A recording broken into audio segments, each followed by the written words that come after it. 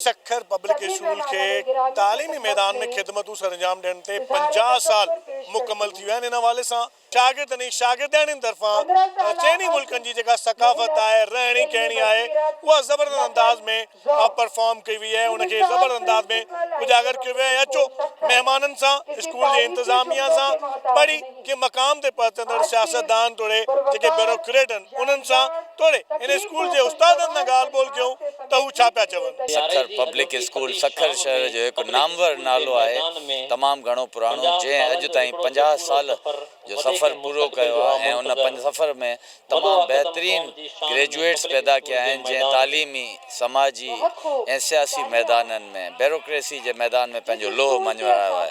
Public school Sukkur जी अॼु असां 50th anniversary golden jubilee celebrate करे रहिया आहियूं। 1975 में इन जो बुनियाद सखर जे पहिरें कमिश्नर अला बख्श उमरो साहब रखियो ऐं वॾी उमेद सां जेको पहिरों स्लोगन हुन डिसाइड कयो उहो हुयो सर्विस अबव सेल्फ। ऐं उहो सर्विस अबव सेल्फ जो जेको मोटो आहे उहो 1975 खां हींअर ताईं असां ॾिसूं पिया त मुख़्तलिफ़ सूरत हाल में उहो ईंदो पियो अचे। हिन स्कूल वॾा वॾा नाला पैदा कया आहिनि, जीअं ब्यूरोक्रेसी जो जेकॾहिं मिसाल वठूं त सेक्रेटरी इस्टेब्लिशमेंट हिन स्कूल जो स्टूडेंट आहे। हिन वक़्तु हिन सिंध में 4 DIGs जेके आहिनि, पीर मोहम्मद शाह, DIG मुनीर शेख, DIG शर्जील खल, यानी हिन वक़्तु जेके हिन स्कूल जा अलमनाई आहिनि ब्यूरोक्रेसी में, उहो सेक्रेटरी लेवल ते कमु करे रहिया आहिनि। पॉलिटिशियंस में हिन स्कूल जा अलमनाई उन्हनि बि पंहिंजो पाण मल्हायो आहे। मुझे वालिद साहब was very proud to be the founding member of this public school. जेस ताईं मूंखे यादि पए थो त this was a project which was very close to his heart. I'm thankful के मुंहिंजे वालिद साहब हिन महिल हयात न आहिनि, पर हुजनि हा त डेफिनेटली किथे न किथे उनखे इलाही ख़ुशी महसूस थी ॾिसी करे इनरोलमेंट्स एडमिनिस्ट्रेशन ऐं हिन जा अफेयर्स ॾिसी करे, बिकॉज़ जेतिरो हिन जो फेम थियो आहे स्कूल जो हाणे, that's unbelievable. मां हिते 17 सालनि खां वधीक सर्व कयो आहे। ही 50 साल ईअं कीअं गुज़री विया। 17 साल त 75 खां वठी इदारो हलियो। असां मिड में आयासीं, पर मिड में असांजो जेको पीरियड हुयो उन में जेका कंस्ट्रक्शन थी, डेवलपमेंट थी, ॿारनि जी जेका स्ट्रेंथ वधी, असां उन्हनि खे वेझिड़ाई खां ॾिठोसीं।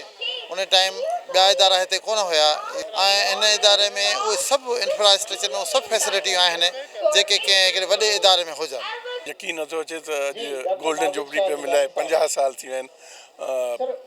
मां 1977 में हिते एडमिशन वरिती 1977 ऐं 86 ताणी हिते रहियुमि ऐं सॼी मुंहिंजी 10 years हॉस्टल में गुज़रिया।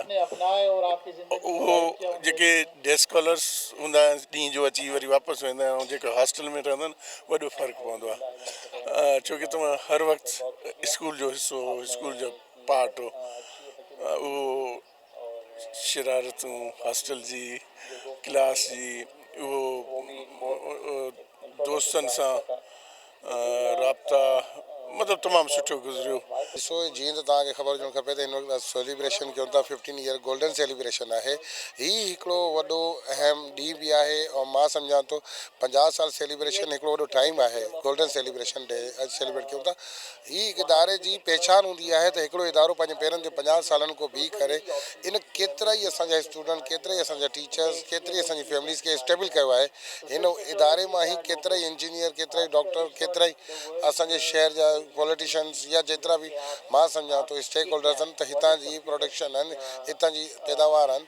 सखर जेको हिन रीजन में 50 साल IBA पब्लिक स्कूल हिन वक़्तु पूरा कया आहिनि। हिन इदारे जे हुजण सां पूरी रीजन में जेको एजुकेशन जो लिटरेसी रेट आहे उहो तमामु माशाल्लाह बहितरीनु वधियो आहे।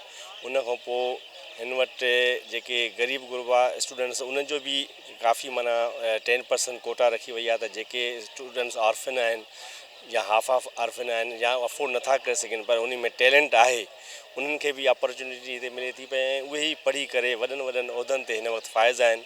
ऐं मां चवां थो त 50 साल जेके हिन इलाइक़े खे जेको एजुकेशन जी लेवल में फील्ड में मथे कयो आहे, त उनजो वॾो किरदारु आहे। हिन रीजन में या हिन इलाइक़े में पब्लिक स्कूल हिकिड़ो एजुकेशन जे हिसाब सां तमामु वॾो इदारो आहे ऐं हितां तमामु यानी एतिरा ई स्टूडेंट्स निकिता आहिनि के साइंसदान थिया आहिनि, के ईअं सम्झो पायलट थी विया आहिनि, इंजीनियर थी विया आहिनि, कई सुठा सियासतदान हिन इदारे क्रिएट कया आहिनि।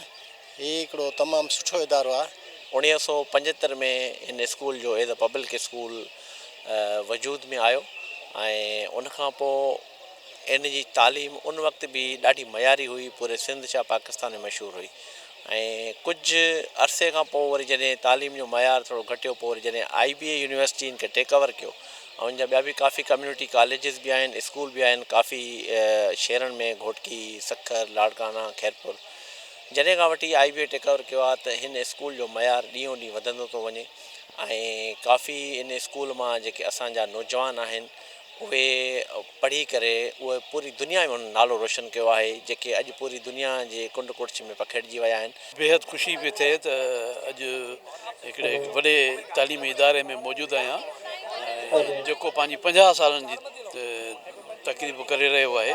इहा हिकिड़ी तारीख़ आहे असांजे सखर जे तालीम जे हवाले सां, हिकिड़ी वॾी तारीख़ आहे हिन स्कूल जी। ऐं मुंहिंजी हुन सां निस्बत इन जे करे बि थिए थी त मुंहिंजो पुटु बि हितां ई पढ़ी करे निकितो आहे ऐं उनजे वक़्तु पढ़ंदो हिते अचणु वञणु रहंदो, उनखे कॾहिं छॾण लाइ कॾहिं वठण लाइ।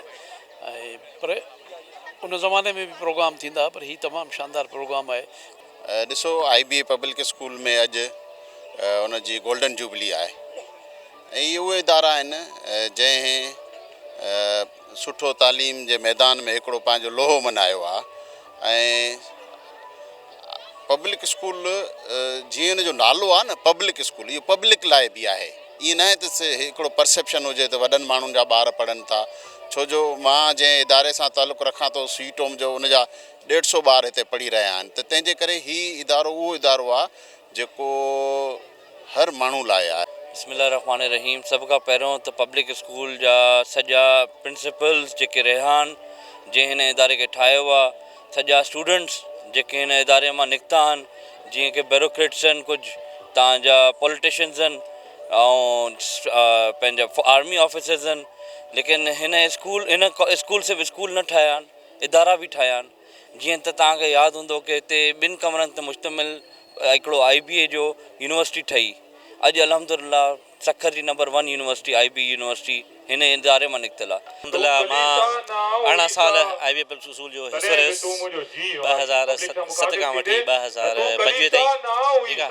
ऐं इहो एक्सपीरियंस ॾाढो शानदार रहियो, छो जो पब्लिक स्कूल सखर जेको आहे सिंध जो हिकु बहितरीनु इदारो आहे। मुंहिंजो नालो जवेरिया असद आहे ऐं मां 6th क्लास में पढ़ंदी आहियां ऐं मां मूमल ऐं राणे जो असां किरदारु पेश कयो आहे। असां अॼु IBA पब्लिक स्कूल में बीठा आहियूं ऐं असांजे स्कूल खे अॼु 50 साल मुकमल थी चुका आहिनि ऐं अॼु उनजो असां पूरो इवेंट ऑर्गेनाइज़ कयो आहे ऐं कंहिं स्कूल खे 50 साल मुकमल थियणु मतिलबु वॾी ॻाल्हि आहे, इलाही वॾी ॻाल्हि आहे। असांजे स्कूल खे 50 साल पूरा थिया आहिनि, हिन जी वजह सां असां टैबलो परफॉर्म कयो आहे। असां सिंधी सकाफ़ती में पार्टिसिपेट कयो आहे ऐं असां इलाही कुझु सिखियो आहे। इन लाइ मुंहिंजो जो रोल आहे उहो मटको खणणु ऐं उन मां पाणी मटके में पानी भरणु, इहो मुंहिंजो रोल आहे ऐं हीअ मुंहिंजी सॼी टीम आहे। आज हमारे स्कूल को पूरे 50 साल हो चुके हैं और उसकी यहाँ पे सेलिब्रेशन हो रही है और यहाँ पर सिंध, पंजाब, बलूचिस्तान, KPK और गिलगित के सारे कल्चर्स परफॉर्म किए जाएंगे। हमारे स्कूल के 50 साल कंप्लीट हुए हैं और हमें खुशी होती है, हम इस स्कूल के 50 साल के हिस्सा हैं और हम इधर के स्टूडेंट्स हैं और हम इसको रिप्रेजेंट कर रही हैं। हम बहुत खुशी का मौका है यहाँ पे। This is Kashaf here from IBA Public School and I am an organizer of this whole event. IBA Public School ने बहुत ज़्यादा पिछले 50 साल से पाकिस्तान के अंदर और सखर सिंध के अंदर एजुकेशन को बहुत अच्छी तरह से लेके चला है और स्टिल पाकिस्तान के अंदर और सखर के अंदर एजुकेशन के हवाले से IBA public school top first पे रैंक करता है। पब्लिक स्कूल सखर सभ खां पहिरियां त मुंहिंजे लाइ मुंहिंजो घर रहियो। कॾहिं बि मूंखे इहो फील न थियो त पब्लिक स्कूल असां लाइ स्कूल रहियो। असां घर में रहियासीं हमेशह। मुंहिंजी उमिरि हिन वक़्तु 17 साल आहे ऐं 12 साल पब्लिक खे ॾेई चुको आहियां। मां अध खां वधीक ज़िंदगी पंहिंजी पब्लिक में गुज़ारी आहे ऐं हिते उस्ताद तमामु जेके बहितरीनु रहिया, जेके बि उस्ताद हुया, मुंहिंजा दोस्त, मुंहिंजा भाइर हमेशह लाइ असां सां गॾु रहिया। अॼु लास्ट ईयर आहे पब्लिक सां जीअं मूं अर्ज़ु कयो त मुंहिंजी शाइरी हुई त तोसां अलाए छा रिश्तो आहे, कॾहिं इहो ख़बर न पई त पब्लिक सां कहिड़ो रिश्तो रहियो, पर 12 साल जेके पब्लिक खे ॾिना अॼु ॾिने हितां अलविदा कयूं पिया त न चाहींदे बि अखियुनि मां लुड़क लाड़े वेही रहियूं। जी 1975 में उन वक्त जे कमिश्नर सखर डिवीज़न अल्लाह बख्श सुमरो तरफ़ां सखर IBA पब्लिक स्कूल जो बुनियाद रखो, जितां IBA सखर यूनिवर्सिटी जहिड़े तालीमी इदारे जन्म वरितो आहे। हिन तकरीब में शिरकत कंदड़ तरफ़ां पब्लिक स्कूल सखर जे उस्तादनि खे ज़बरदस्त नमूने भेटा पेश कई वई आहे। कैमरामैन हयात खोखर सां गॾु फारूक सुमरो, टाइम न्यूज़, सखर।